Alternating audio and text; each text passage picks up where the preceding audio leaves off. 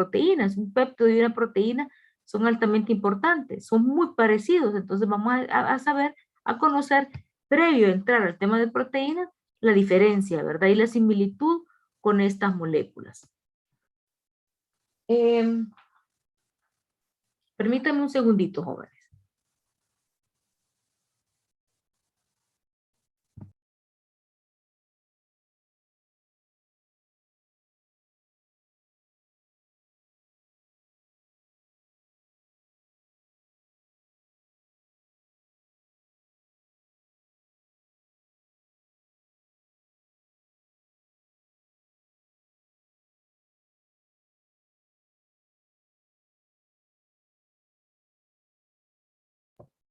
¿Qué objetivos tenemos en la clase de proteínas? Entonces, generalmente, ¿verdad? Los objetivos los basamos en aquellos puntos de aprendizaje que son como más relevantes, ¿verdad? Entonces, dentro de los objetivos que tenemos en la clase de aminoácidos, péptidos y proteínas, es que al terminar todo el tema, no la clase de hoy, al terminar todo el contenido, ustedes como alumnos van a ser capaces de describir características y funciones generales de aminoácidos, ¿verdad? Que es lo primero que vamos a ver. También van a poder definir adecuadamente un concepto de péptidos, un concepto de proteínas y también las características de cada una de las moléculas. Van a poder reconocer también los diferentes tipos de proteínas. Esas son competencias que usted va a ir desarrollando en la medida que vayamos avanzando en el tema. Uno de los objetivos también es que ustedes al terminar, ¿verdad? Cada uno de ustedes pueda identificar los diferentes niveles estructurales de una proteína y su importancia, ¿verdad? Y también que puedan describir lo que es ese proceso que se conoce como desnaturalización de proteínas y también los diferentes agentes desnaturalizantes, los agentes que van a desnaturalizar una proteína.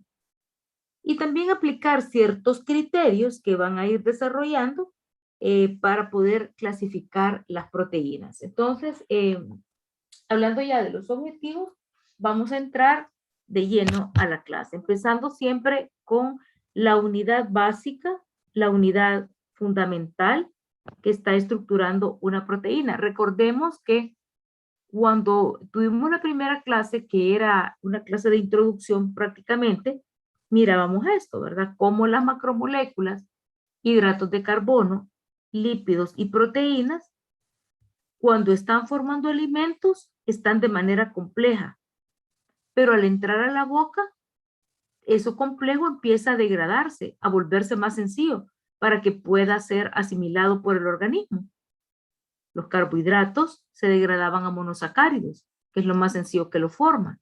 Los lípidos a ácidos grasos y las proteínas a aminoácidos. O sea que estamos diciendo que los aminoácidos son las unidades estructurales básicas que están formando no solo una proteína, sino que también un péptido. Recuerden que son moléculas sumamente similares, ¿verdad? Estructuralmente diferentes, pero muy similares y también en cuanto a la función, la importancia, ¿verdad? No podemos decir que una proteína es más importante que un péptido, porque fisiológicamente las funciones que llevan a cabo en el organismo son igual de importantes. Ya vamos a conocer acerca de ello.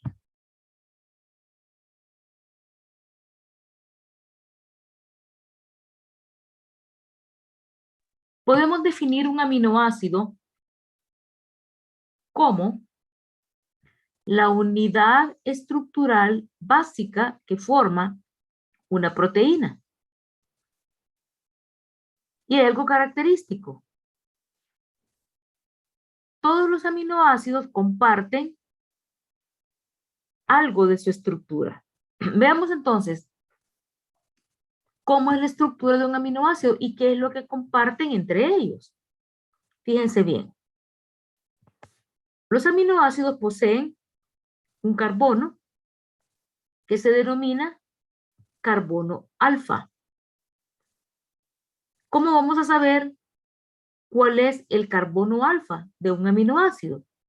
Es aquel carbono que está contiguo o que está pegado al grupo carboxilo. Aquí vemos el grupo carboxilo, carbono, oxígeno, oxígeno e hidrógeno. Además de tener un carbono alfa y un grupo carboxilo, a este carbono alfa también se le une un hidrógeno, siempre, así como lo vemos acá.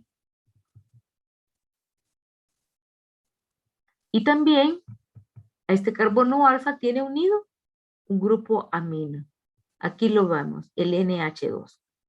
Entonces, la estructura básica de un aminoácido es carbono alfa con el grupo carboxilo unido, con un hidrógeno unido y con el grupo amino unido. Y en esta cuarta posición, lo que el aminoácido tiene se llama cadena lateral R. Cadena lateral R. Es lo que está sombreado en amarillo. Cadena lateral R. Y este R es lo único que difiere entre un aminoácido y otro. Lo que tienen aquí en la cadena lateral R es la única diferencia que existe entre un aminoácido y otro. Lo demás, que es el carbono alfa, el grupo amino, el grupo carboxilo y el hidrógeno, lo comparten.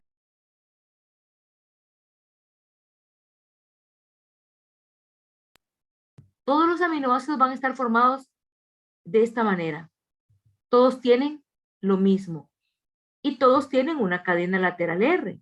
Lo que pasa que R va a ser diferente entre algunos aminoácidos y eso establece la diferencia y de ahí se basa la clasificación de los mismos, dependiendo lo que tengan en su cadena lateral R.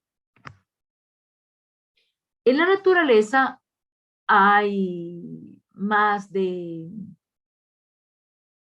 En la naturaleza podemos decir que hay más de 100 aminoácidos descritos. Pero clínicamente, y realmente se le da importancia a 20 de ellos. ¿Por qué? Porque de estos 20 que estamos mencionando, de estos 20, es que se sintetizan, a partir de estos 20, es que se sintetizan todas las proteínas de nuestro organismo. La combinación de esos 20 aminoácidos es lo que permite que se formen todas las proteínas de nuestro organismo. Entonces, a pesar de que hay más de 100, 20 son los importantes. Y si yo les preguntara por qué esos 20, porque a partir de ellos, ¿verdad? Esos son los que forman todas las proteínas. Entonces recordemos que en la estructura de los aminoácidos está un grupo R, se le llama cadena lateral R, o también se le conoce como grupo sustitutivo, que es el que se sustituye entre un aminoácido y otro.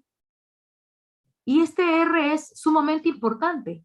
Lo que el aminoácido tenga en esta cadena lateral R es lo que va a adjudicarle sus propiedades, lo que va a permitir que se clasifique de alguna manera y lo que va a determinar también su función. Todo lo demás lo comparten. Entonces veamos, acá tenemos nuevamente la estructura de un aminoácido, carbono alfa, al cual está unido el grupo carboxilo, carbono alfa, al cual está unido el grupo amino, carbono alfa, al que va a estar unido un hidrógeno, siempre. Esto que acabo de mencionar es idéntico en todos los aminoácidos. Y todos tienen su cadena lateral R. R viene del resto de la cadena. Su cadena lateral R o grupo sustitutivo. Esta va a ser la única diferencia que va a existir entre un aminoácido y otro. Pero esta R es lo que le va a adjudicar las propiedades, las características, la clasificación y la función al aminoácido, o sea que es sumamente importante. Si hablamos de un pH fisiológico, recordemos que el pH fisiológico es 7.35 a 7.45. Ese es el pH fisiológico, el pH de la sangre, el pH de los fluidos, el pH de las lágrimas, el pH al cual las enzimas que tenemos en el organismo actúan de manera óptima. La mayoría, no todas, pero para la mayoría, casi para el 90% de las enzimas, este es el pH ideal para poder funcionar. ¿Qué va a pasar con el 10% restante? Porque para esas 10 este pH no es el óptimo.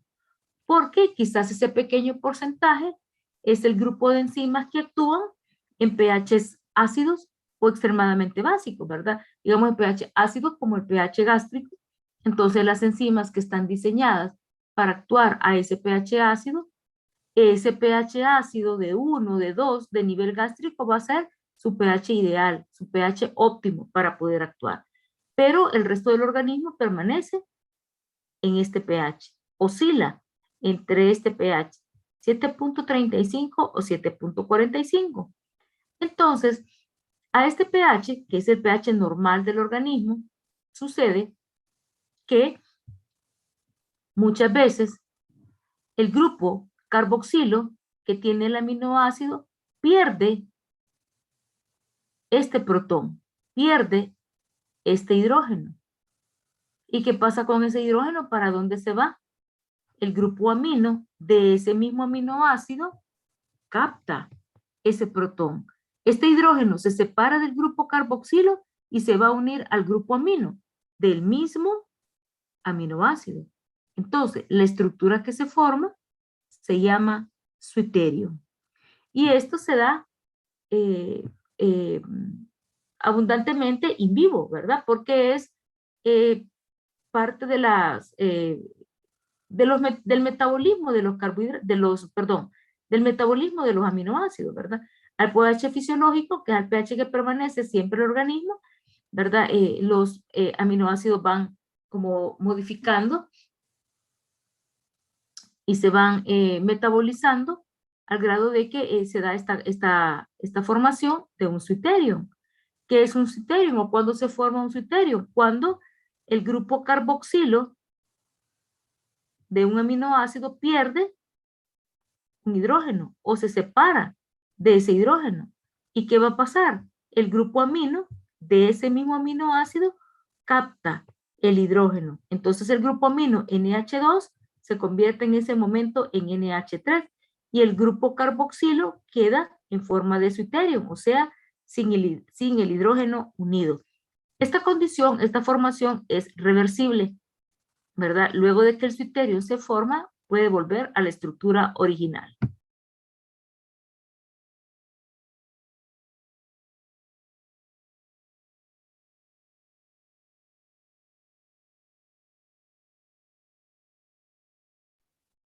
Esta es una condición muy común, ¿verdad?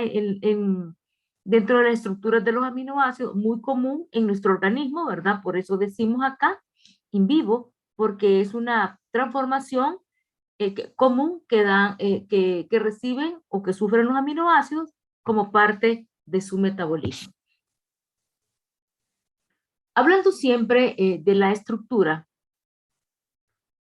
los aminoácidos pueden ionizarse. ¿Qué decíamos que era ionizarse?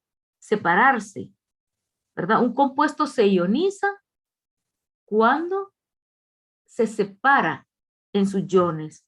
Entonces, los aminoácidos se ionizan. Si me dicen que un compuesto se ioniza, la única forma de que se pueda ionizar es porque tiene carga. Entonces, los aminoácidos poseen carga. Por eso se ionizan y se separan en sus iones.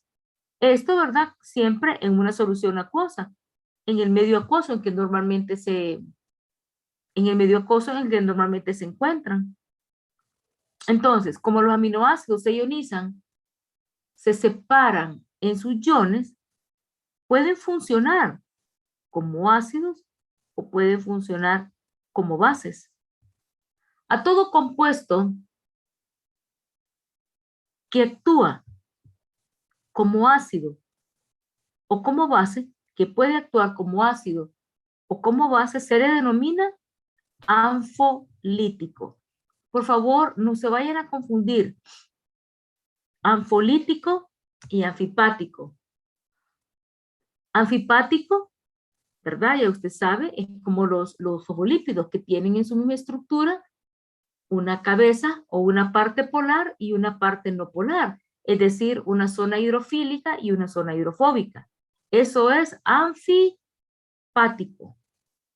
Y anfolítico se le denomina aquellos compuestos que por su estructura pueden ionizarse, pueden separarse en sus iones y actuar como ácidos, ¿verdad? O sea, agregando hidrógenos o actuar como bases, agregando OHs. Entonces, en la estructura de un aminoácido siempre va a estar un grupo amino y siempre va a haber un grupo carboxilo, ¿verdad?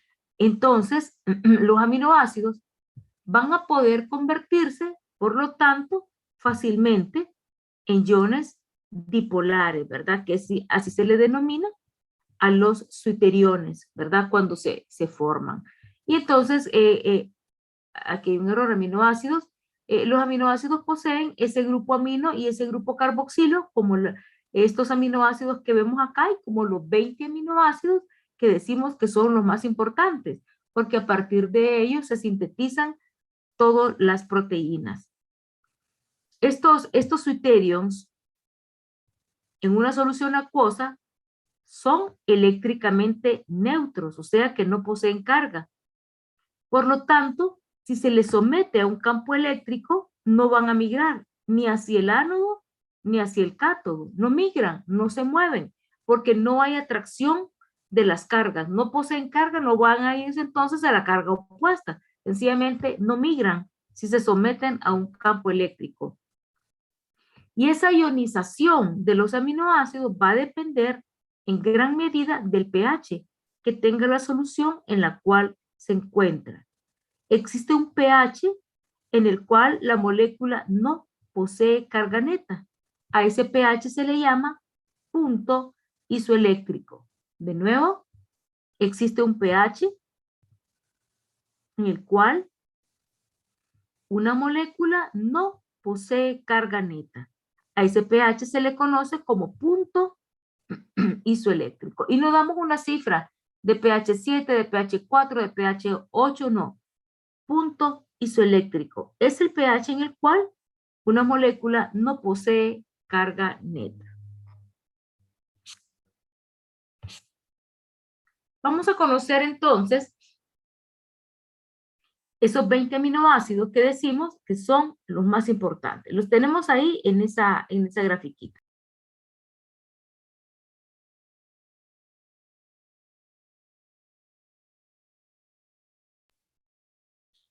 Tenemos, en primer lugar, alanina, arginina,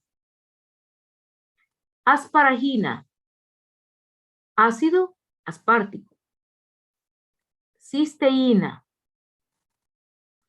glutamina, ácido glutámico, glicina, histidina, isoleucina, leucina, lisina, metionina, fenilalanina, prolina, serina, treonina, triptófano, tirosina y valina. Acabamos de mencionar los 20 aminoácidos más importantes porque a partir de estos 20 se sintetizan todas las proteínas de nuestro organismo. Aquí tenemos 2, 4, 6, 8, 10, 12, 14, 16, 18, 20 aminoácidos. Entonces, podemos observar que algunos aminoácidos tienen, después de su nombre, una crucita.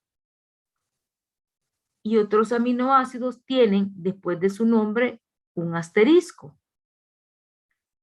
Los aminoácidos que tienen una crucita, los tenemos marcado así, porque son aquellos esenciales durante la niñez. Recordemos ese concepto de esencial y no esencial. Esencial significa que es esencial consumirlos en la dieta porque el organismo no los puede sintetizar. Entonces, también, así como hay ácidos grasos omega que son esenciales y no esenciales, también tenemos aminoácidos. Los que están marcados con una crucita después de su nombre son los aminoácidos esenciales durante la niñez. ¿Cuáles son? Arginina. Arginina, muy Histidina. bien. ¿Qué otro? Histidina. ¿Cuál? Histidina. Arginina, histidina. ¿Hay otro más? No. Esos son los aminoácidos esenciales durante la niñez. O sea, el organismo no puede sintetizarlos. Sin embargo, tiene funciones, tiene estructuras, tiene reacciones donde estos aminoácidos participan. Por eso es esencial consumirlos durante la niñez a través de la dieta, a través de los alimentos, porque ya hay funciones específicas para ellos, aunque no los produzca el organismo, ya tiene funciones establecidas, ya tienen proteínas, por ejemplo, que llevan en su estructura estos aminoácidos. Por eso es tan importante consumirlos en los alimentos, si no las proteínas, cuando estos aminoácidos tengan que participar, no van a estar presentes, ¿verdad? Y los que están marcados con un asterisco son aquellos esenciales durante toda la vida. ¿Cuáles son? Isoleucina, leucina, lisina. Lisina, metionina. Fenilalanina. Treonina. Y triptófano y valina. Muy bien. Esenciales durante toda la vida. Isoleucina, leucina, lisina, metionina, fenilalanina, treonina, triptófano y valina. ¿Qué pasa con esos aminoácidos? Que durante toda la vida se van a consumir a través de la dieta, porque forman parte de reacciones que se llevan a cabo toda la vida en nuestro organismo. Entonces, al no poderlo sintetizar el organismo, los necesita, ¿verdad? Son esenciales, es esencial consumirlos durante toda la vida porque participan en procesos que se llevan a cabo siempre, ¿verdad? Toda la vida. ¿Y qué pasa con aquellos aminoácidos que no tienen ni crucita ni un asterisco después de su nombre? ¿Por qué?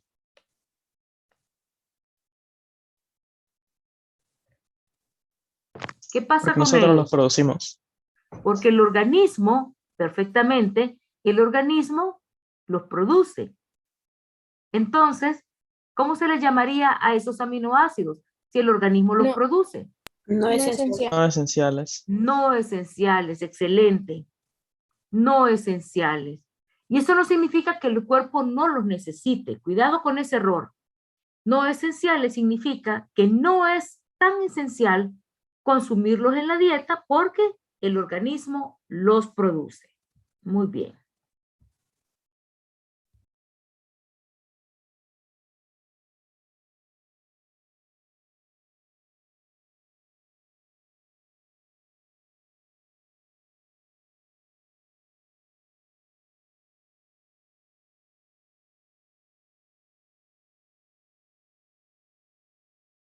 Hay una pregunta, estaba leyendo una pregunta que me dicen que si estos aminoácidos son esenciales durante toda la vida, que si también son esenciales durante la niñez.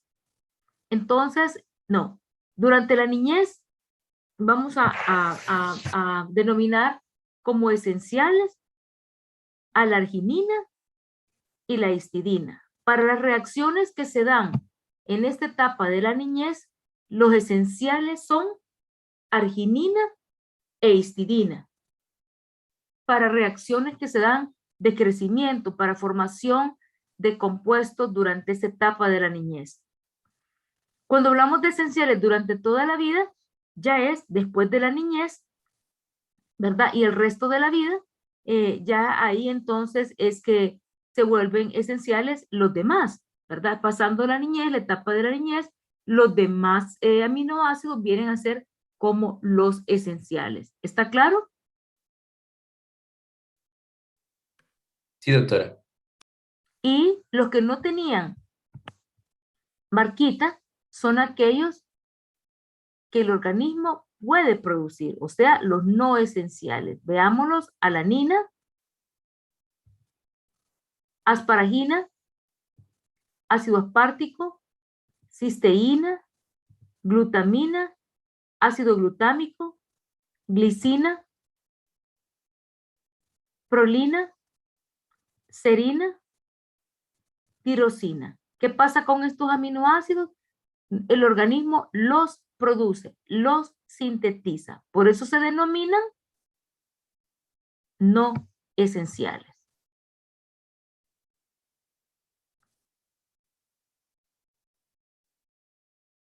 Muy bien. ¿Qué más observamos en esta imagen? Dos tipos de nomenclatura por las cuales se les conoce a los aminoácidos. Una nomenclatura consiste en 3 letras y otra nomenclatura consiste en una letra. Comúnmente se le da el nombre completo al aminoácido. Estas nomenclaturas son sobre todo para fines científicos, de investigaciones, ¿verdad? Ya internacionalmente se les conoce a los aminoácidos por esta nomenclatura, y entonces no en estos tipos de situaciones en procesos científicos no se pone el nombre completo, sino que son codificaciones, ¿verdad? Se hacen como códigos que van resumiendo, ¿verdad?, la información del compuesto, y es ahí donde la nomenclatura toma tanta importancia, ¿verdad? Veamos la nomenclatura de 3 letras. En este caso, no siempre se cumple que las 3 primeras letras del aminoácido van a ser las 3 letras de la nomenclatura. En algunos casos sí. Por ejemplo, alanina, ALA. Arginina, ARG. Ahí sí se cumple. Asparagina, ya no. Asparagina no es ASP, es ASN. ASP es la abreviatura, es la nomenclatura, perdón, del ácido aspartico. Tenemos cisteína, CYS. Cambia la I por Y. Glutamina no es glu. Cuidado, se confunden. Glutamina es GLN. Glu es ácido glutámico. Glicina, GLY. Histidina, H y S. Isoleucina, ILE. Leucina, LEU. Ahí sí van las 3 primeras letras. Lisina, LYS. Metionina, MET. Fenilalanina, PHE. Esto es en inglés, ¿verdad? Prolina, PRO. Serina, SER. Treonina, THR. Triptófano, TRP. Tirosina, TYR. Valina, BAL. Ya repasamos los nombres de los aminoácidos. Algunos me dicen a veces, doctora, ¿tengo que aprenderme los 20 aminoácidos? Claro que sí. Claro que tienen que aprendérselos. A mí me encantaría, por ejemplo, decirles, digamos así, hacer una pregunta en clase. Vamos a ver, dígame 10 aminoácidos y que usted me diga con fluidez: leucina, lisina, metionina, fenilalanina, prolina, serina, treonina, triptófano, tirosina, valina. Excelente. Vamos a ver otra participación. Dígame 10 aminoácidos diferentes: alanina, arginina, asparagina, el ácido aspartico, cisteína, glutamina, ácido glutámico, glicina, histidina, isoleucina. Usted tiene que saber cuáles son los nombres de esos 20 aminoácidos. Usted tiene que identificar si en alguna literatura le hablan de serina, saber que le están hablando de un aminoácido. Si en alguna clase les mencionan el ácido aspartico, saber que aunque es un compuesto ácido, es uno de los aminoácidos más importantes porque a partir de ellos se sintetizan las proteínas. Si les hablo de valina, de algo relacionado con la valina, de algún aspecto importante de la valina, que sepan que valina es un aminoácido. Entonces sí, desde hoy, desde esta clase, ¿verdad? Hay que irlo aprendiendo, ¿verdad? No es que se van a desvelar estudiándose los 20 aminoácidos, pero irse familiarizando con ellos: alanina, arginina, asparagina y ácido aspartico, cisteína, glutamina, ácido glutámico y glicina, histidina e isoleucina. Ok, estos son nombres de aminoácidos: leucina, lisina, metionina, fenilalanina, prolina, serina, treonina, triptófano, tirosina y valina. Y ver también que además de su nomenclatura, que consiste en 3 letras, hay otra nomenclatura por la cual se les conoce internacionalmente también, que es la que consiste en una sola letra y que es sumamente utilizada en lo que les decía, en procesos de investigación, para referirse, ¿verdad?, a determinado aminoácido. Fíjense bien: alanina, arginina, asparagina, ácido aspartico y ácido glutámico, todos inician con A. Sin embargo, el único aminoácido que tiene A como nomenclatura internacionalmente es la alanina. Si en un código se escribe, en un código va el nombre de un aminoácido y se coloca la letra A, ya se sabe internacionalmente que se están refiriendo a la alanina. Único cuya nomenclatura es A. La arginina, pueden observar, es R. La asparagina, N. El ácido aspartico es D. La cisteína es C. La glutamina es Q. El ácido glutámico es la letra E. La glicina es G. La histidina, H. La isoleucina, I. Leucina, L. Lisina, K. Metionina, M. Fenilalanina, F. Prolina, P. Serina, S. Treonina, T. Es la única con T, a pesar que sea, su nomenclatura es T, a pesar de que con T empieza treonina, triptófano y tirosina. Solo la treonina es T, triptófano W, tirosina Y y valina B. Esto se los traigo para que vean, ¿verdad?, que hay más de una nomenclatura.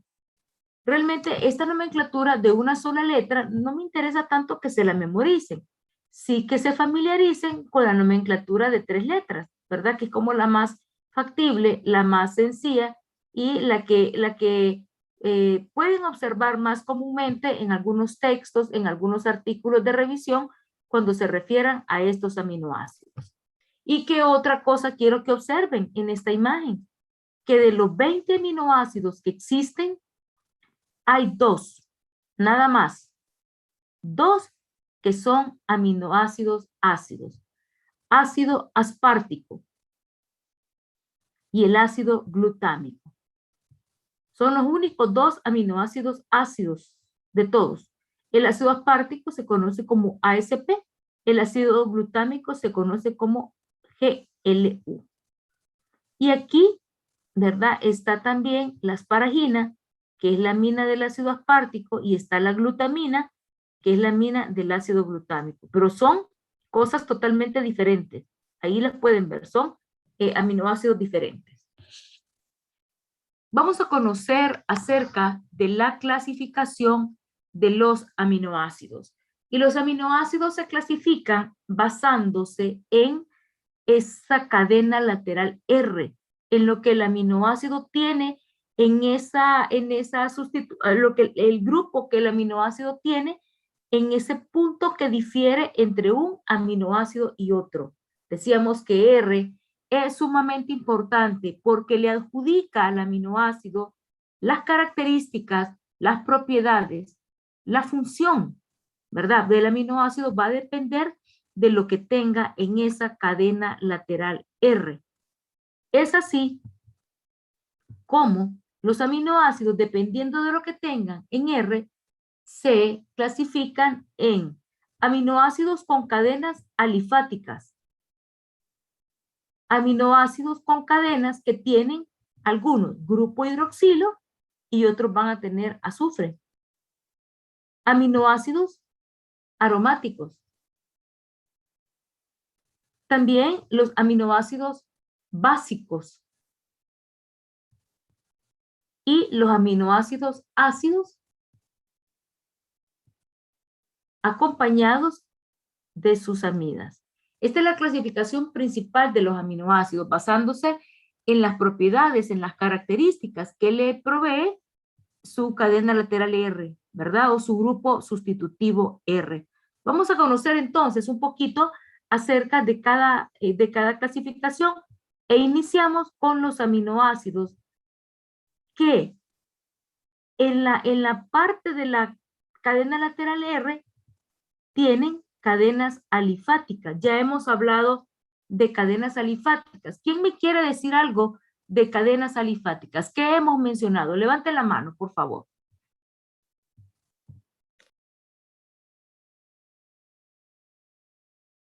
Vamos a escuchar a Junior.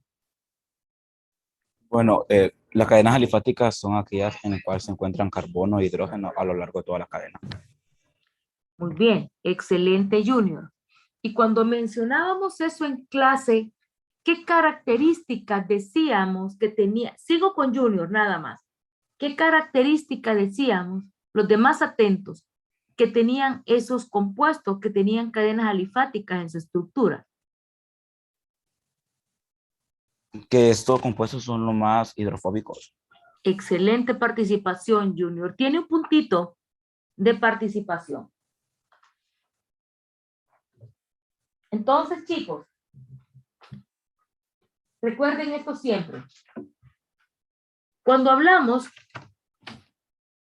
de compuestos con cadenas alifáticas, esto lo mencionamos en una clase anterior. Decíamos que eran los más hidrofóbicos. Lo mencionábamos en la clasificación de los ácidos grasos.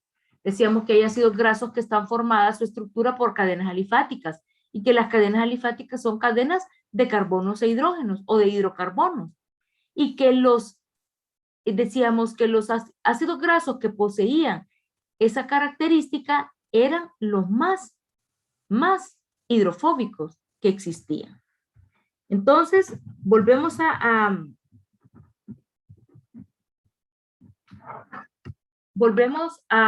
retomar eso de cadenas alifáticas. Entonces, hay que ir asociando lo que ya hemos aprendido. Si cadenas alifáticas en ácidos grasos significaba cadenas de hidrocarbonos y le daba a los ácidos grasos esa propiedad de ser los más hidrofóbicos, entonces cadenas alifáticas en aminoácidos se refiere a lo mismo. Cadenas de hidrocarbonos. Y esas cadenas de hidrocarbonos van a tener siempre esa propiedad hidrofóbica. Entonces le van a proveer al compuesto también las mismas características. Miren qué bonito es ir asociando lo que estamos viendo. ¿Lo recuerdan, jóvenes? ¿Está claro esto antes de iniciar? Sí, doctora. ¿Los demás? Sí, doctora. Sí, doctora. Ok, Sí, doctora. perfecto, Doctora. perfecto. Excelente, hijos. Así vamos entonces a ir asociando lo que hemos visto.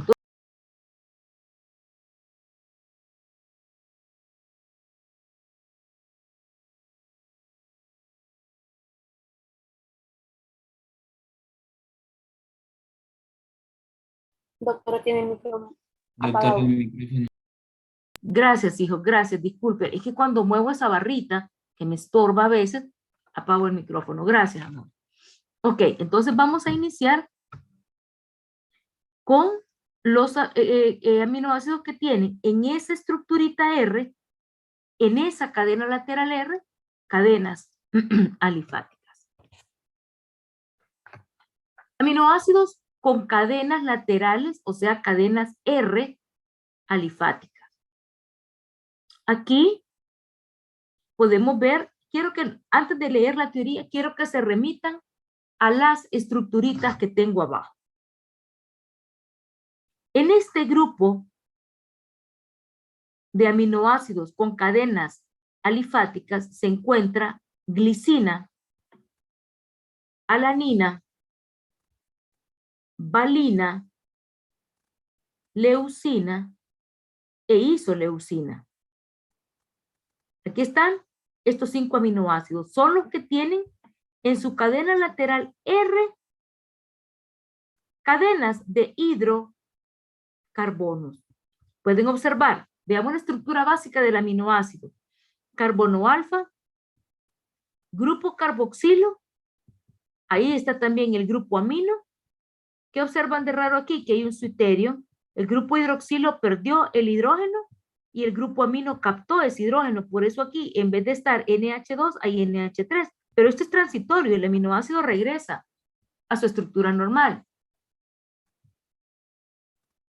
Y entonces, aquí también al carbono alfa está el hidrógeno. Lo que está en amarillito representa la cadena lateral R. Y aquí pueden observar ustedes, ¿verdad? Que hay hidrógeno en la cadena lateral de la glicina. La alanina tiene CH3, valina, CH3, CH2, CH3, leucina, CH3, CH3, CH2, CH3. Ven la cadena de hidrocarbonos. Isoleucina, CH3, CH3, CH3, CH2, y así va aumentando. En la medida, que la cadena se vuelve más larga, el aminoácido se vuelve más hidrofóbico. ¿Cuál será el aminoácido más hidrofóbico de todos?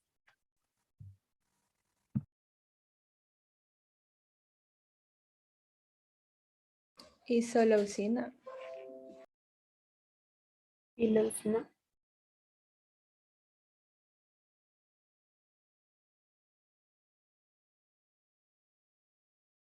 Está con el micrófono apagado, doctora.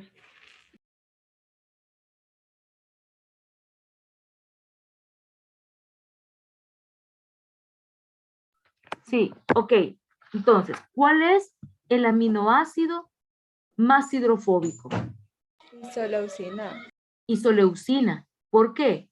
Porque su cadena va aumentando, va creciendo un poquito más, ¿verdad? Entre más larga es la cadena de hidrocarbonos, entonces más hidrofóbico se va volviendo. Todos los que tienen cadenas alifáticas son hidrofóbicos, pero hay diferente grado de hidrofóbicos.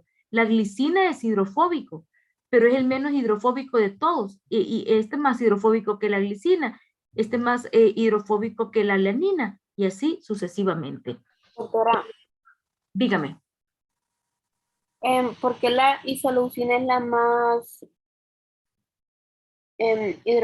hidrófoba? ¿Hidrófoba? Sí, también la leucina tienen los mismos números de carbono. Sí, es que, o sea, ambas son de las más hidrofóbicas, porque tienen la misma cadena de carbonos. Entonces, sí, aquí como está el ejemplo así, y la isoleucina está colocada en este punto, ¿verdad? Entonces, decimos que es la más hidrofóbica, pero si contamos el número de carbonos, todas tienen 4. La forma de la cadena lateral puede ser que la haga más hidrofóbica que esta estructurita, pero en realidad podemos decir que ambos tienen el mismo grado de hidrofóbico, ¿verdad? En el caso de la glicina, sí es menos, su cadenita es más corta. Observen la glicina y grábense esto siempre. La glicina es el aminoácido que tiene la cadena lateral R más corta. ¿En qué consiste la cadena lateral R de la glicina? Solamente en un hidrógeno. Por eso la glicina cuando se sintetizan algunas proteínas como el colágeno, es de los aminoácidos que más se repite a lo largo de esa proteína. Cada 3 aminoácidos aparece la glicina, se forma la glicina por esta característica, porque el colágeno necesita un aminoácido con cadena pequeña para que entre en su estructura. Si se mete otro aminoácido con cadenas largas, lejos de darle la característica al colágeno de ser una proteína estable, se rompería la molécula, se degradaría el colágeno. Entonces es muy importante conocer eso, ¿verdad? Acerca de esa característica de la glicina. El aminoácido con la cadenita lateral R, más pequeñita de todas. Ahora, esta condición que vuelve a estos aminoácidos tan hidrófobos hace que cuando forman parte de una proteína y esa proteína es plegada, recuerden que no todas las proteínas son lineales, estructura recta, sino que hay proteínas que están plegadas parcialmente o totalmente enrolladas. Entonces, esta propiedad de que los ácidos hidrofóbicos, perdón, hace que estos aminoácidos sean aquellos que se encuentran lo más interno posible de una proteína, porque son los que más repelen el agua. Entonces, al plegarse una proteína, si estos aminoácidos están presentes ahí, son los que van a quedar en el interior, muy al interior, para evitar el contacto con el agua. Recuerden, glicina, alanina, valina, leucina e isoleucina. Son los aminoácidos más hidrofóbicos. Aunque veamos otros aminoácidos que son hidrofóbicos también, estos son los más hidrofóbicos, los que presentan cadenas laterales en su grupo sustitutivo R. Y quiero que vean que la otra parte de la estructura de estos aminoácidos es igual, ¿verdad? Comparten lo mismo. La única diferencia es la cadena lateral R. Vamos a la siguiente clasificación.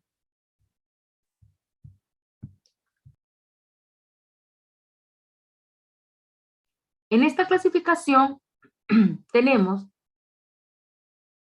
aminoácidos que en su cadena lateral R van a tener grupo hidroxilo y también están aminoácidos que en su cadena lateral R van a tener azufre. Entonces, generalmente, ¿verdad? Estas cadenas pueden ser débilmente polares. En general, los que tienen grupo OH son hidrofílicos, como la serina, como treonina, que pueden observar su grupo OH en estructura. Pero en el caso de la metionina y de la cisteína, son hidrófobos, ¿verdad? Por la presencia del azufre en su cadena lateral R. Y quiero que recuerden esto que les voy a mencionar.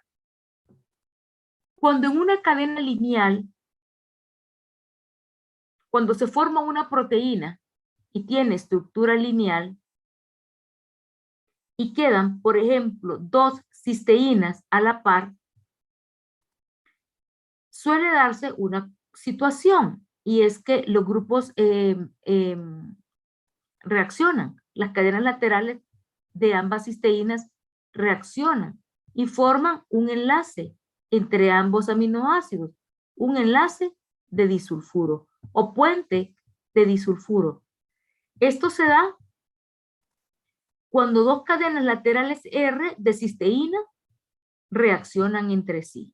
Esto puede darse cuando una proteína se sintetiza, es una proteína de estructura primaria, o sea que su cadena es lineal, y quedan 2 cisteínas a la par, como que esta sea cisteína y que esta sea cisteína. Entonces, las cadenas laterales R reaccionan entre sí, forman un puente que se llama puente de disulfuro o un enlace que se llama enlace de disulfuro. Eso se da solamente entre 2 cisteínas.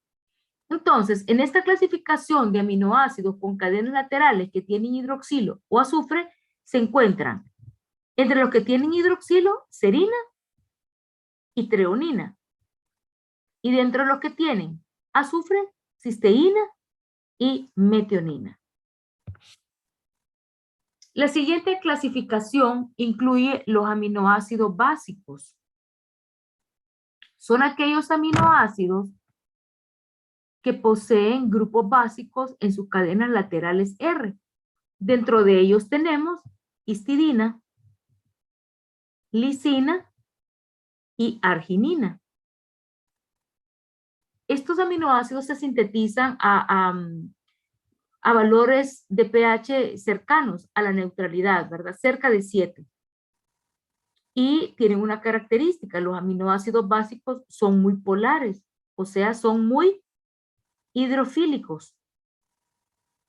Por eso, cuando están formando proteínas, y si hablamos de una proteína que es totalmente plegada, estos van a quedar en la superficie. La proteína plegada ya no es lineal, sino que se ha enrollado, queda así enrollada completamente. Entonces, al disponerse o al plegarse la proteína, hay un patrón que establece ese plegado, ¿verdad? Que lo vamos a ver más adelante. Ese patrón que viene de la estructura previa que tuvo la proteína.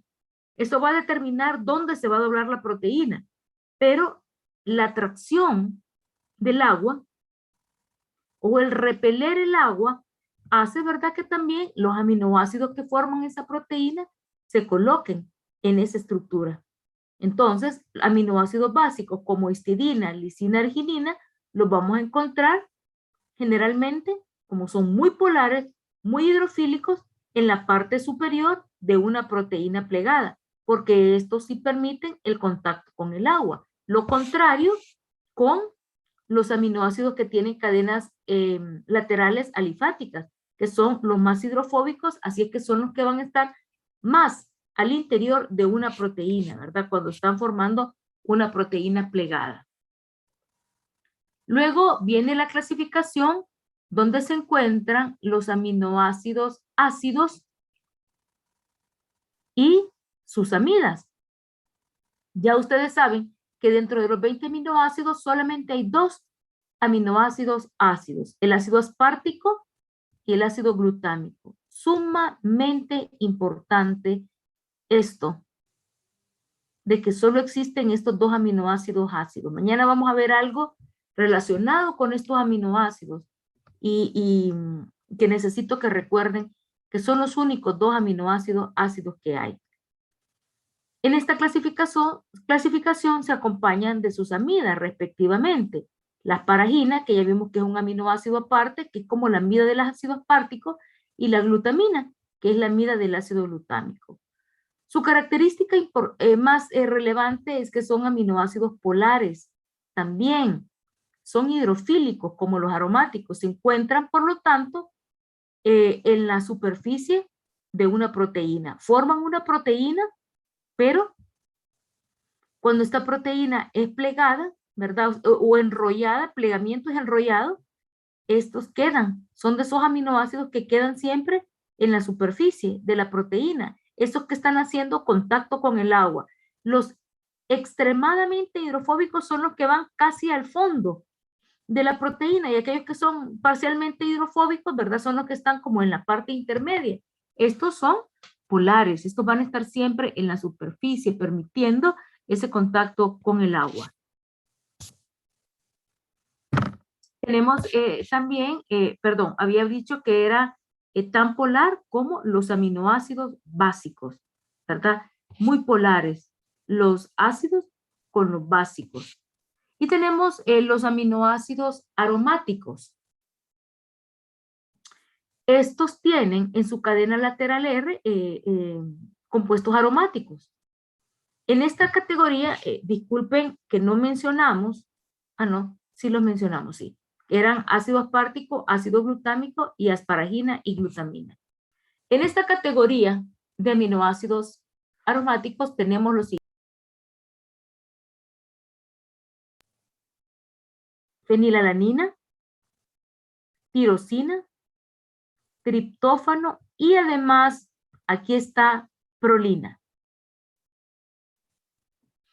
La fenilalanina es sumamente hidrófoba. Tan hidrófoba, pero tan hidrófoba como los aminoácidos que tienen cadenas alifáticas, como valina, como leucina, como isoleucina. Fíjense la fenilalanina. A ver si lo recuerdan. ¿Era esencial o no esencial?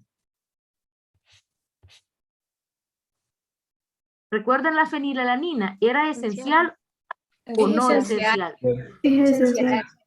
Ustedes dicen que es esencial. ¿Qué significa esencial? Que el organismo no la produce. La dieta. Que hay que consumirlo a través de la dieta porque el organismo no lo produce. La fenilalanina es esencial. Y es esencial durante toda la vida. El organismo no la produce. Su característica, la fenilalanina está asociada a una enfermedad que se llama fenilcetonuria, que es una enfermedad donde la fenilalanina se acumula en el organismo, porque no está la enzima responsable que la degrada. Y entonces ahí se da esa enfermedad fenilcetonuria. Por eso es tan importante conocer de este aminoácido. La fenilalanina es sumamente hidrofóbica, tan hidrofóbica como los que tienen cadenas alifáticas, como la valina, leucina, como isoleucina. En relación a la tirosina y el triptófano también son hidrofóbicos, pero ya podríamos hablar de un carácter ligeramente hidrofóbico. O sea que la fenilalanina, al plegarse a una proteína, queda lo más lejano posible del contacto con el agua.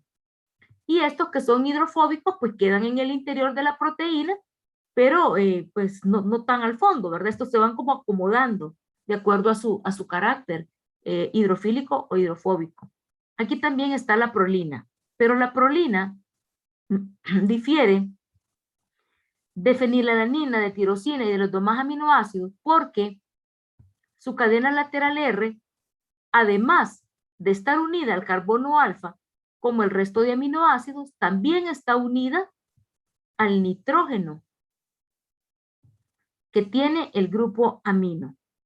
Entonces, la cadena de la prolina está unida al carbono alfa y está unida, por ejemplo, a este nitrógeno, que es el que forma el grupo amino. Ahí difiere en cuanto a su estructura con los demás, pero todas, ¿verdad? Al igual que fenilalanina, tirosina y triptófano, tiene su carácter hidrofóbico. Ok, eso en relación a la clasificación. Cuando los aminoácidos se sintetizan, ya están sintetizados, viene un proceso que se llama modificaciones posteriores a la síntesis, ¿verdad? Modificaciones posteriores a la síntesis. Modificaciones que se hacen a diferentes aminoácidos después de que han sido sintetizados. ¿Y para qué se modifican? ¿Cuál es el objetivo? Prepararlos para la proteína que van a formar. Prepararlos para la proteína que van a formar. No todos los aminoácidos se modifican. Se modifican algunos. Pero lo que deben de tener presente ustedes es que la modificación se da a este nivel. En la cadena lateral R. En lo único que cambia entre un aminoácido y otro. Lo demás permanece estable.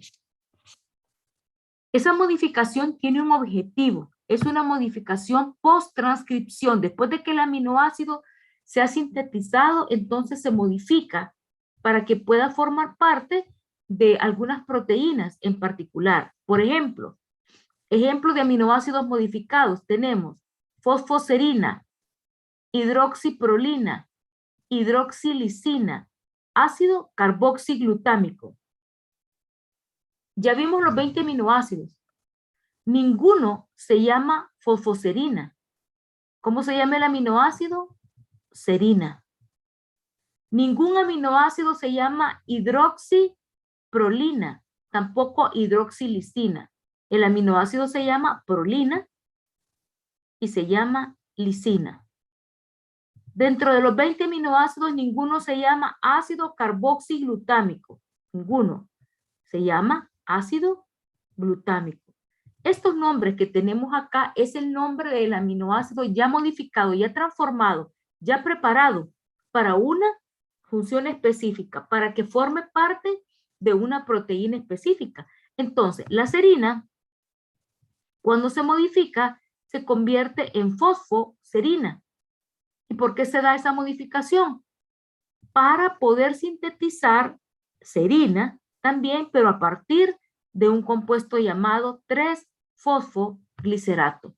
Para sintetizar serina a partir de un compuesto llamado 3-fosfoglicerato. Miren qué importante lo que les voy a decir ahorita. Tenemos la prolina y la lisina. Prolina y lisina son dos aminoácidos que se modifican luego de que sean sintetizados para formar parte de la estructura del colágeno. Ambos aminoácidos, prolina y lisina, son los dos únicos aminoácidos que sufren reacción de hidroxilación en la estructura del colágeno. Si la prolina y la lisina no se hidroxilan cuando están formando el colágeno se va a formar, pero de manera anormal, de manera debilitada. Y ese es el origen de enfermedades relacionadas con el colágeno. La hidroxilación de la prolina y de la lisina es vital para que la estructura del colágeno se forme de manera normal. ¿Y cuál es el producto? Cuando la prolina y la lisina se hidroxilan, ¿qué sucede en la estructura del colágeno? Se forman los sitios o los espacios donde van a ir los azúcares, o sea, los carbohidratos en la estructura del colágeno. Un colágeno normal, una proteína colágena normal, tiene azúcares en su estructura. Es una glicoproteína, una proteína que además de tener su cadena de aminoácidos, tiene un compuesto que no es aminoácido. En este caso es un azúcar. Y este azúcar forma parte normal de la estructura del colágeno. Pero para que los azúcares puedan unirse al colágeno, la prolina y la lisina tienen que haberse hidroxilado, es decir, sufrir reacciones de hidroxilación donde se van a formar los espacios para que entren los azúcares. Si prolina y lisina no se hidroxilan, no se modifican, el colágeno entonces no va a tener azúcares porque no se van a formar los espacios para que esos azúcares se unan. Y entonces el colágeno se va a formar, sí se va a formar, pero se va a formar de manera alterada, de manera anormal. Y un colágeno que no se forma con una reacción de hidroxilación es un colágeno debilitado, ¿verdad? Que va a dar origen a muchas enfermedades asociadas con esto. Entonces es muy importante la modificación. Recuerden siempre que los únicos dos aminoácidos que se hidroxilan en la estructura del colágeno son prolina y lisina. Y tenemos otro aminoácido modificado que es el ácido carboxiglutámico. Realmente el nombre del aminoácido es ácido glutámico. El ácido glutámico se modifica y se convierte en ácido carboxiglutámico porque parte de esa modificación lo que sufre es una reacción de carboxilación. Por eso se convierte en ácido carboxiglutámico. ¿Y para qué se modifica? ¿Con qué objetivo se convierte en ácido carboxiglutámico? Para formar parte de la osteocalcina. ¿Qué es la osteocalcina? Es una proteína que forma el hueso. ¿Verdad? En el hueso encontramos colágeno. Hay colágeno en la parte interior de los huesos, pero también está osteocalcina. Osteocalcina en menor proporción. Hay mayor porcentaje de colágeno formando la matriz de los huesos. La osteocalcina solo se encuentra en un pequeño porcentaje, del 10 al 25%. Pero lo más importante que deben de recordar de la osteocalcina son dos cosas. La osteocalcina es la proteína no colágena del hueso. O sea, el hueso está, la matriz de los huesos está formado por colágeno, pero también tiene osteocalcina. La osteocalcina no es colágeno, es una proteína aparte y además es dependiente de vitamina K. Es dependiente de vitamina K. O sea que se requiere para que la osteocalcina se forme vitamina K. ¿Y cuál es el papel que hace la vitamina K? Ser cofactor de la enzima que cataliza la reacción en la que la osteocalcina se va a formar. La vitamina K podemos decir que se une a la enzima que cataliza la reacción donde se forma esta osteocalcina a partir del ácido carboxiglutámico y siendo ese cofactor, ya entonces la osteocalcina se vuelve dependiente de vitamina K, porque no se puede formar adecuadamente si no hay vitamina K presente. ¿Está claro esto, jóvenes? Sí, doctora. Sí, doctora. Muy bien. Vamos entonces. Ahora le hicieron una pregunta en el chat. Ok.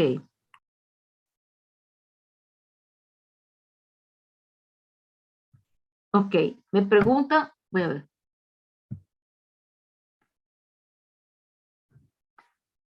Dice, doctora, a medida que envejecemos, la producción de colágeno disminuye. Ok, en la medida que envejecemos, el colágeno siempre se está produciendo, pero el colágeno va sufriendo algo que se llama entrecruzamiento. Las fibras de colágeno ya no se sintetizan. O sea, vamos a tener una clase solo de colágeno. Hay una clase que vamos a hablar solo de colágeno, es una clase súper bonita. Pero le voy a respondiendo la pregunta, el colágeno cuando se sintetiza y ya sale al espacio extracelular, entonces van como fibrillas, así de colágeno. Y esas fibrillas se unen, ¿verdad? Esas fibrillas individuales se llaman tropocolágeno. Son fibrillas individuales, como podemos decir como rayitas, ¿verdad? Como fibrillas individuales. Eso se llama tropocolágeno. El tropocolágeno está formado por 3 cadenas polipeptídicas, 3 cadenas de aminoácidos. Y cuando varios tropocolágenos se unen, entonces se forma el colágeno, ¿verdad? Pero esos tropocolágenos se unen así. 3 rayitas forman tropocolágeno así. Se van colocando como sábanas, ¿verdad? Van armando una sola estructura homogénea. Con el paso de los años, ese colágeno sufre algo que se llama entrecruzamiento. Y ya las estructuras colágenas o de tropocolágeno no se colocan así, como lineales, entre una y otra para formar el colágeno, sino que se cruzan, entrecruzadas, y eso causa endurecimiento del colágeno, que eso es lo que sucede con el pasar de los años. Eso se da constantemente y eso es lo que pasa con el pasar de los años. Entonces el colágeno se vuelve quebradizo y se rompe. Seguramente cuando hablamos de colágeno, a su mente vienen esas propiedades de elasticidad, de una piel tensa, estiradita, ¿verdad? Pero cuando hablamos de colágeno quebradizo, endurecido, entonces eso muchas veces es el origen de las arrugas. Se quiebra la proteína colágeno con el paso de los años. Por eso, ¿verdad? Aparece, dentro de otras causas, múltiples arrugas en la cara. Entonces, el colágeno se sigue produciendo. Lo que pasa es que el colágeno se va entrelazando con el paso de los años y se va endureciendo. Y eso hace que se vuelva quebradizo. Y eso es lo que sucede con el paso de los años. ¿Está claro? ¿A quien me hizo la consulta? Sí, doctora, gracias. Ok, con gusto, con mucho gusto. Bueno, entonces ya vimos, jóvenes, acerca de los aminoácidos. Vamos a conocer ahora acerca de estos compuestos tan importantes y parecidos a las proteínas que se llaman péptidos. Muchas veces se piensa que péptidos y proteínas es lo mismo, pero no, son compuestos diferentes, pero muy, muy importantes, ambos muy importantes. Podemos definir los péptidos como moléculas que están formadas por cadenas de aminoácidos. Y esos aminoácidos van a estar unidos entre sí por enlace peptídico. Fíjense bien, el enlace peptídico va a estar presente en los péptidos uniendo aminoácidos entre sí. El enlace peptídico va a estar presente en las proteínas también uniendo los aminoácidos entre sí. Yo no sé si a ustedes les pasa, pero a mí me recuerda esto lo que vimos en carbohidratos. En los carbohidratos, el enlace que está presente es glucosídico. No lo olviden, glu, de glucosa, glucosídico. Y el enlace glucosídico une los azúcares que forman tanto los oligosacáridos, las cadenitas cortas de azúcares, y el enlace glucosídico es el que está presente en las cadenas de polisacáridos, uniendo los azúcares que forman cadenas largas.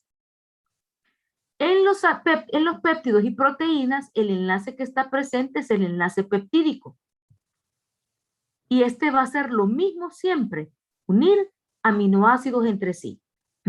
Tanto en las cadenas de péptidos, que son más cortas, más pequeñas, como en las cadenas de proteínas, que son más largas. Se considera péptido a una molécula que en su cadena tiene menos de 50 aminoácidos. Y se considera proteína a un compuesto que en su cadena posee más de 50 aminoácidos. Entonces, vemos que hay similitudes y diferencias ya entre péptidos y proteínas. Similitudes. Péptidos y proteínas son cadenas de aminoácidos. Similitudes. Los aminoácidos que están formando los péptidos como las proteínas están unidos entre sí por el mismo tipo de enlace, enlace peptídico. Diferencia. Un péptido es una cadena corta de aminoácidos, menos de 50 aminoácidos. Una proteína ya es una cadena más larga, más de 50 aminoácidos seguidos en una sola cadena. Los péptidos son sustancias orgánicas que se forman mediante una codificación genética. ¿Qué significa? Que los aminoácidos que están formando un péptido, al igual que los aminoácidos que están formando una proteína, no van a estar ordenados en la cadena al azar. Es el código genético el que va a establecer, tomen nota de esto por favor. Tomen nota todos de esto por favor. Es el código genético el que establece el tipo de aminoácidos, el número de aminoácidos y la secuencia, es decir, el orden de los aminoácidos, tanto en una cadena peptídica como en una cadena de una proteína. Lo repito, estábamos hablando de que los péptidos son sustancias orgánicas que para que se formen, ¿verdad? Se hacen mediante una codificación genética. Es decir, que los aminoácidos que forman un péptido no se colocan al azar, así arbitrariamente, no. Genéticamente está establecido que determinado péptido o determinada proteína va a tener estos aminoácidos en su cadena. Genéticamente está establecido de que ese péptido o esa proteína va a tener X número de aminoácidos en su cadena. Genéticamente está establecido el orden en que esos aminoácidos van a estar. Por ejemplo, alanina en posición 1, metionina en posición 2, histidina en posición 3. Si ese orden se altera, hay una mutación genética. Entonces, se puede formar la proteína, se puede formar un péptido, pero son anormales. Y eso es el origen también de múltiples enfermedades. Por eso es tan importante esto, ¿verdad? Recordar que se forman genéticamente. Como ustedes ya han notado, son moléculas que estructuralmente se parecen mucho a una proteína. ¿Cuál es la diferencia entre un péptido y una proteína? Que su cadena es más pequeña, por lo tanto es más liviana. Las cadenas de las proteínas son mucho más largas, muchísimo más largas que la cadenita de un péptido. Si el péptido tiene menos de 50 aminoácidos, entonces un péptido puede estar formado por 2 aminoácidos nada más. Eso sería como la cadenita más corta. Y esto me remite también a lo que vimos en carbohidratos. ¿Cuál era la cadenita más corta de un oligosacárido? La unión de 2 azúcares, un disacárido. Entonces lo mismo pasa en un péptido. ¿Cuál es la cadenita más corta de un péptido? La unión de 2 aminoácidos, un dipéptido. Entonces, esa es una diferencia importante entre un péptido y una proteína, la longitud de las cadenas. Y hemos dicho que si hablamos de la función, no podemos decir que una proteína es más importante que un péptido, ¿verdad? Porque una proteína es tan importante como un péptido, o los péptidos son tan importantes como una proteína. Hay péptidos que son hormonas, o dicho de otra forma, hormonas que son péptidos. Hay péptidos que actúan como antibióticos, o dicho de otra manera, hay antibióticos muy reconocidos que no son proteínas, son cadenas cortas de aminoácidos, son péptidos y son extremadamente efectivos y sobre todo hormonas. Ya van a conocer ustedes las hormonas que tenemos en el organismo, complejas estructuralmente y en su función, y son péptidos, ¿verdad? Entonces son tan importantes como las proteínas. Y hay muchos compuestos que participan en reacciones metabólicas que son indispensables para el metabolismo y que son también péptidos. ¿Cómo se forma un péptido? Entonces, ya saben que un péptido es una cadenita de aminoácidos que van a estar unidos, esos aminoácidos, por medio de enlace peptídico. Igual que en los carbohidratos. Recuerdan que en los carbohidratos el enlace glucosídico tenía una forma de unirse, ¿verdad? Ya establecida entre los 2 azúcares. Acá también el enlace peptídico se establece o se forma entre el grupo carboxilo del primer aminoácido y el grupo amino del otro aminoácido. Y al igual que cuando se establece el enlace glucosídico, cada vez que se forma un enlace peptídico se va también a liberar una molécula de agua. Cuando hablamos de la formación del enlace peptídico, nos referimos a la reacción más importante que llevan a cabo los aminoácidos. Y ese enlace peptídico se forma justo en el momento de la síntesis del péptido o de la proteína. Cuando todo esto se lleva a cabo en las unidades ribosomales. La unidad ribosómica pequeña forma una estructura como una maquinaria con la unidad ribosómica grande. Y en esa unidad ribosómica pequeña se encuentra la hebra del ARN mensajero. El ARN mensajero lleva 3 bases nitrogenadas. A eso se le llama codón. Conjunto de 3 bases nitrogenadas. Muchos conjuntos de 3 bases nitrogenadas. ¿Cuántos? Dependerá del número de aminoácidos que tenga ese péptido o que tenga esa proteína. Cada vez que un codón, es decir, cada vez que un grupo de 3 bases nitrogenadas aparece en la hebra del ARN mensajero, viene el ARN transferencia. ¿Y qué trae? Otro grupo de 3 bases nitrogenadas. Ya a esa no se le llama codón, a esa se le llama anticodón. ¿Y qué trae además el ARN transferencia? La información genética del aminoácido que se va a formar. Entonces, de nuevo, el codón tiene 3 bases nitrogenadas.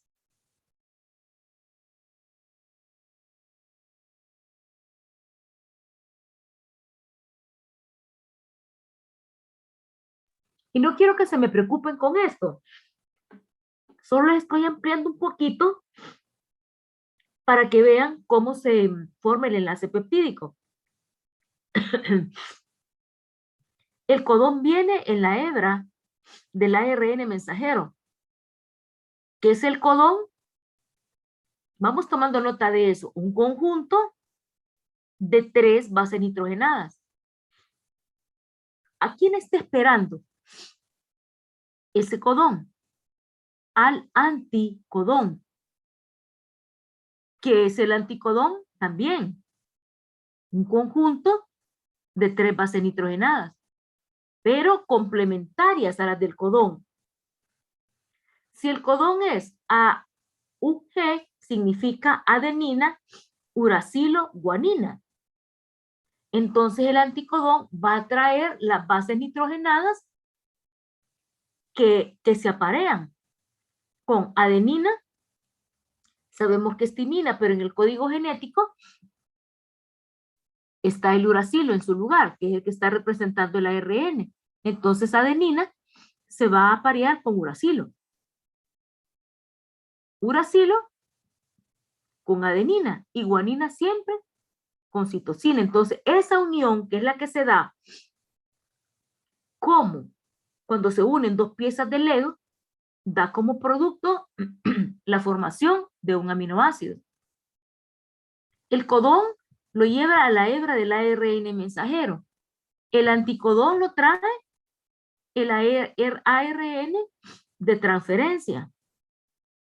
Y además de traer el anticodón, el ARN de transferencia trae la información del aminoácido que se va a formar. Entonces, esa unión codón-anticodón se repite tantas veces existan aminoácidos en la cadena.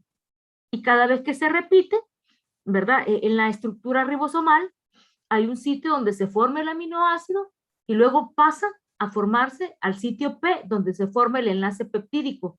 Allí se va formando el enlace peptídico y luego la cadena va creciendo. A eso se le llama elongación de la cadena. Cada vez que esta unión codón y anticodón se repite, se va formando un aminoácido, un aminoácido, un aminoácido, un aminoácido. Entonces la cadena va creciendo.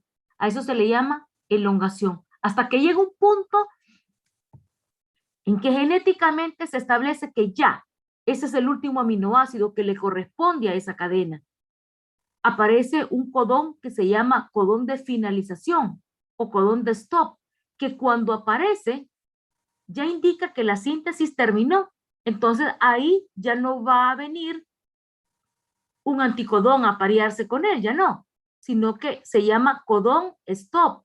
Y lo que viene es un factor de liberación que va como a destapar, como a abrir la unidad ribosómica para que se libere la unidad ribosómica grande, para que quede libre la unidad ribosómica pequeña, para que se quede libre el ARN mensajero, pero sobre todo para que se libere la cadena polipeptídica, la cadena que se formó, ya sea del péptido o de la proteína. Esto solo como un agregadito para que ustedes me entiendan, ¿verdad? Vamos a ver una clase donde hablamos mucho de eso más adelante, ¿verdad? En otro parcial, y eso les va a quedar completamente claro. Se los adelanté para que más o menos se vayan familiarizando con esto, pero no se preocupen, ¿verdad? Esto lo vamos a ver muy bien con imágenes, con videitos y todo. Esta formación del enlace peptídico es lo más importante en cuanto a las reacciones de un aminoácido. Y ese enlace peptídico es un enlace covalente. Entonces observemos la imagen. Aquí tenemos un aminoácido y aquí tenemos otro aminoácido. Fíjense, carbono alfa, grupo carboxilo, grupo amino, hidrógeno y cadena lateral R. Miren el aminoácido anterior, carbono alfa, grupo carboxilo, carbono alfa, el que está unido al grupo carboxilo, grupo amino, un hidrógeno siempre y cadena lateral R. Estos dos aminoácidos se van a unir. El enlace que los une es un enlace peptídico. Y es importante acordarnos, ¿verdad?, que el enlace peptídico se establece entre el grupo carboxilo del primer aminoácido y el grupo amino del segundo aminoácido. Y que cada vez que el enlace glucosídico se establece, se elimina una molécula de agua. ¿Por qué? Porque el grupo carboxilo elimina un OH y el grupo amino elimina un hidrógeno. Siempre, al igual que cuando se establece el enlace glucosídico, siempre, cada vez que se establece el enlace, se libera una molécula de agua y entonces ya quedan unidos estos dos aminoácidos. Dos aminoácidos unidos forman un péptido, un dipéptido, una cadenita pequeña. Es la cadenita más sencilla que un péptido puede formar. Acá también tenemos dos aminoácidos, glicina y alanina. Se unen por medio de enlace peptídico, ¿verdad? Siempre a partir del grupo carboxilo del primer aminoácido y del grupo amino del siguiente aminoácido, ¿verdad? Entonces ya se forma un dipéptido, una cadenita corta, la cadenita más corta que un péptido puede formar, solo dos aminoácidos unidos. Y miren, siempre que se establece el enlace peptídico, se libera esa molécula de agua. ¿Por qué? Porque el grupo carboxilo libera un OH y el grupo amino libera un hidrógeno. El carboxilo libera un OH y el amino libera un hidrógeno. Entonces, las cadenitas de péptidos que tienen de 2 a 10 aminoácidos se les denomina oligopéptidos. Entonces, dentro de los oligopéptidos hay dipéptidos, si la cadenita solo es de 2 aminoácidos, hay tripéptidos, si la cadenita solo tiene 3 aminoácidos, son oligopéptidos todos, hay tetrapéptido, si la cadenita tiene 4 aminoácidos, o pentapéptido, si tiene 5 aminoácidos. Si me están diciendo que el oligopéptido va de 2 a 10, entonces todos estos dipéptidos, tripéptidos, tetrapéptidos, pentapéptidos son un tipo de oligopéptidos. Ahora, ya cuando la cadena es más larga, cuando tiene más de 10 aminoácidos hasta 50, que sabemos que hasta ahí llega un péptido, se les puede denominar polipéptido, ¿verdad? Pero polipéptido también se le denomina a una proteína. Entonces hay que tener presente eso, ¿verdad? Polipéptido es una cadena de aminoácidos que puede ser lo máximo que tiene un péptido, ¿verdad? La mayor cantidad de aminoácidos. Pero como polipéptido es un número grande de aminoácidos, a algunas proteínas también se les puede denominar cadenas polipeptídicas, o sea, cadenas de varios aminoácidos. Esto es muy importante. Esto que tenemos acá es muy importante.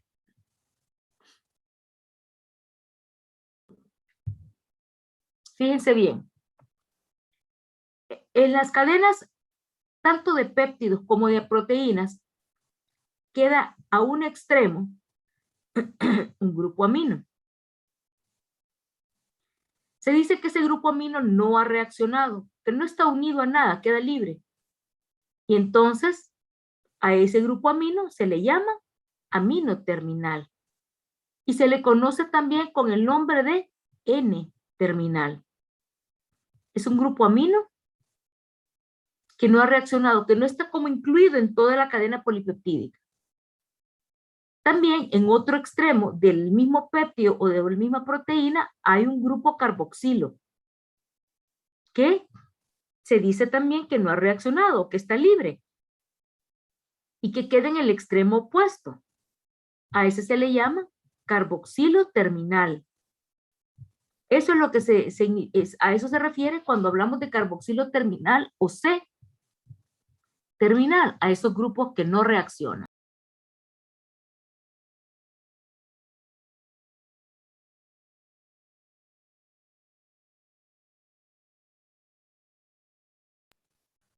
Veámoslos entonces a través de la imagen. Recuerden, en la cadena de un péptido o de una proteína siempre va a existir en un extremo un grupo amino que no reacciona o que está libre. A eso se le llama amino terminal. Es lo mismo decir N-terminal. En el otro extremo de la proteína o del péptido va a estar un grupo carboxilo libre. Por eso se dice que no reacciona. Y ese carboxilo es el que recibe el nombre de carboxilo terminal, carboxi terminal o simplemente C-terminal. Veámoslo en imágenes.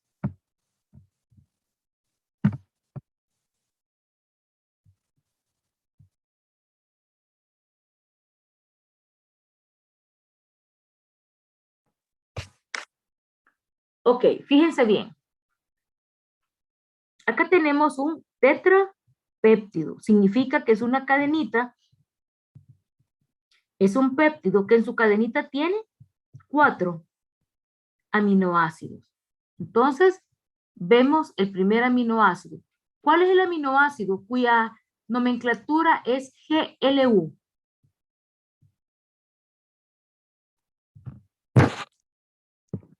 Ácido glutámico. Ácido glutámico. Muy bien, excelente. ¿Quién me contestó? Andrea Erazo. Ah, Andrea, muy bien. Excelente, Andrea. Ácido glutámico. Sigamos, Andrea. ¿Cuál es el aminoácido que se abrevia G o que su nomenclatura es GLI? Glicina. Muy bien. ¿Cuál es el aminoácido cuya nomenclatura es ALA? Alanina. Muy bien, excelente. Sigamos, Andrea. ¿Cuál es el aminoácido que su nomenclatura es L y S? Lisina. Excelente, muy bien. Muy bien, Andrea, tiene participación. Ahora, fíjense bien, jóvenes, desde dónde inicia la cadena del péptido. Ácido glutámico, glicina, alanina, lisina. Repasemos la cadena nuevamente. Esto viene acá, acá y acá. ¿Qué observamos? Que a un extremo de la cadena quedó un grupo amino que no reacciona, es decir, que queda libre. A esto es que se le llama amino terminal o N-terminal. Y en el otro extremo de la cadena queda un grupo carboxilo. Aquí está. Un grupo carboxilo que no reacciona, o sea que queda libre. A esto es lo que se le llama carboxi terminal, carboxilo terminal o simplemente C-terminal. Siempre una proteína, siempre un péptido va a tener un grupo carboxilo que no reacciona y un grupo amino que no reacciona. Y esto es parte normal de la estructura. Aunque sea una proteína y esté plegada, aunque sea una proteína y esta proteína esté plegada o enrollada, siempre esa proteína va a tener un grupo libre amino que no reaccionó, o sea que queda libre, y un grupo carboxilo. Y quiero que observen acá, esta es la formación del suiterio. Al grupo carboxilo aquí le falta el hidrógeno. ¿Qué decíamos? ¿Qué pasa cuando el grupo carboxilo pierde un hidrógeno? ¿Es captado por quién? Por el grupo amino, por un grupo amino. Entonces acá ya no es NH2, sino que NH3, porque se está formando ese suiterio en ese momento. Muy bien. Entonces, jóvenes, hago énfasis en lo que les decía acerca de los péptidos. Son sumamente importantes. Sus funciones son tan importantes como las funciones de las proteínas. Por ejemplo, tenemos péptidos vasoactivos. ¿Qué significa esto de vasoactivo? Que hay péptidos que son vasoconstrictores o vasodilatadores. O dicho de otra forma, si se les hace más sencillo, hay vasodilatadores y vasoconstrictores en nuestro organismo que son péptidos, o sea, cadenitas cortas de aminoácidos.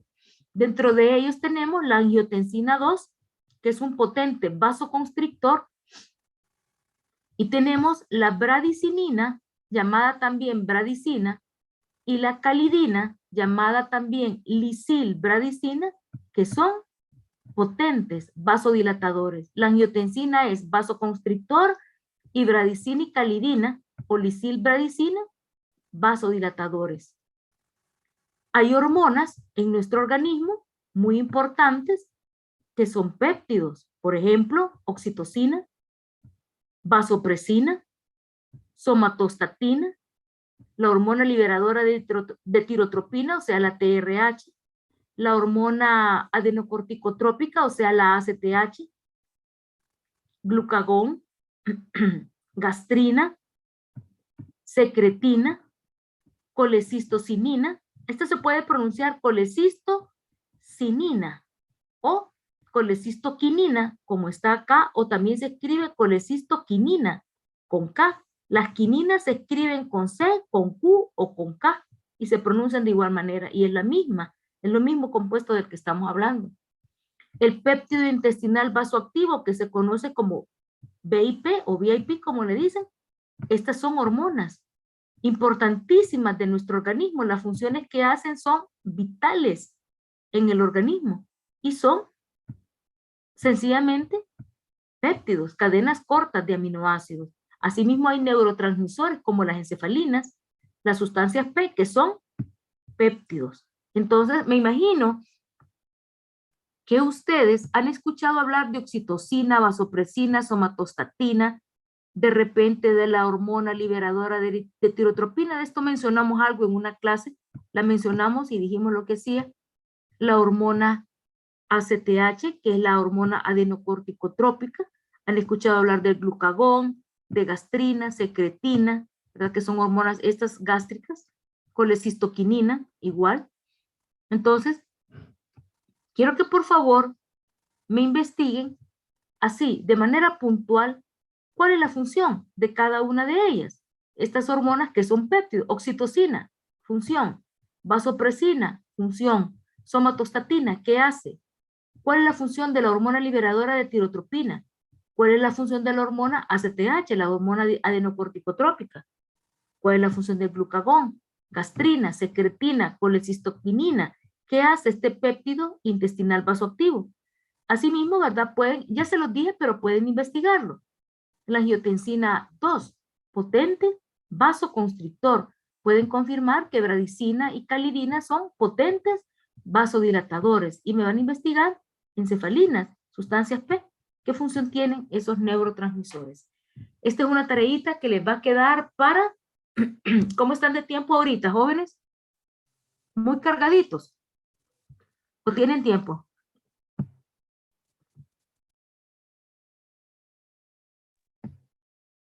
Chicos, ¿me escuchan? Sí, doctora. Sí, Creo que doctora. sí hay tiempo. Hay tiempo. ¿No están con mucha carga ahorita? No, doctora. Creo que no, no. Hoy es martes, podemos dejar esta tarea.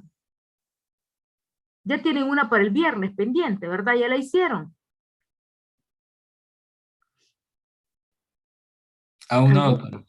Ok, Yo la iba a hacer. hoy la van a hacer. Ok, se la voy a dejar para el lunes, ¿les parece bien?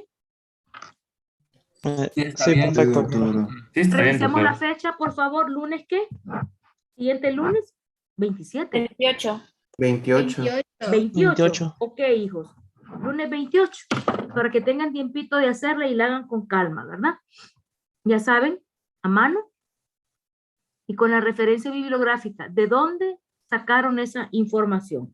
Para el lunes 28 queda investigar, ¿verdad? La función de estos péptidos. Funciones de los péptidos. Así la vamos a denominar. ¿Ha quedado claro la clase de hoy, jóvenes? Sí, doctora. Sí, doctora. ¿Aprendieron mucho? Sí, doctora. Sí, Ok, bastante. muy bien, me encanta eso, muy bien. Entonces, chicos, hemos terminado por hoy. Si Dios lo permite, mañana nos reunimos nuevamente. Bendecida tarde, cuídense mucho y disfruten su almuercito. Que éxitos en todo lo que hagan. Muchas gracias, Gracias, doctora. Tenga doctora. buen día. Doctora, nos vemos. Muchas gracias, doctora. Pasa un día.